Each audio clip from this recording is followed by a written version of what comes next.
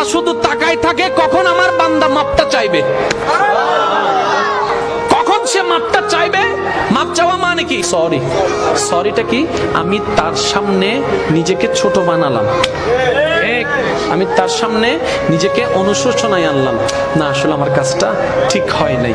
এবার আপনি করে ফেলছেন জেনা, আপনি করে ফেলছেন বন্ধু বান্ধবী মিলে একটা অপকর্ম, আপনি করে ফেলছেন কোনো নেশা, আপনি করে ফেলছেন কোনো সুদ, আপনি করে ফেলছেন কোনো ঘুষ, আপনি করে ফেলছেন কোনো অন্যায়, আপনি করে ফেলছেন কোনো একটা কাজ যেটা করে আপনি গুনাহ করেছেন, আল্লাহকে কষ্ট দিয়েছেন, আল্লাহকে নারাজ করেছেন। এবার এত বছর পর আপনার মনের মধ্যে একটা অনুশোচনার বোধ জাগলো, আপনি শুধু মন থেকে বলবেন আল্লাহ মাফ করে দাও না, আল্লাহ মাফ করে দাও না, আমি চেষ্টা করব ভবিষ্যতে আমি এইরকম কাজ আর করব না। আপনি শুধু নরম সুরে একবার বলবেন।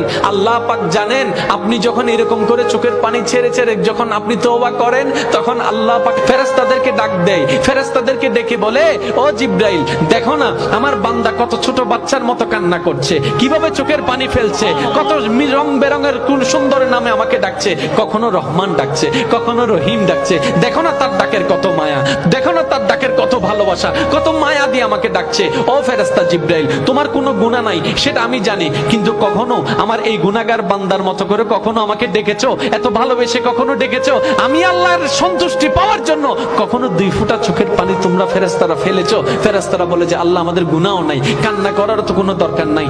আল্লাহ পাক তখন বলে এখন বুঝতে পারছো কেন আমি বান্দা সৃষ্টি করেছি, কেন আমি বান্দা সৃষ্টি করেছি? কারণ আমি চাই আমার বান্দা গুনাহ করলেও সে যেন বারবার আমার কাছেই আছে।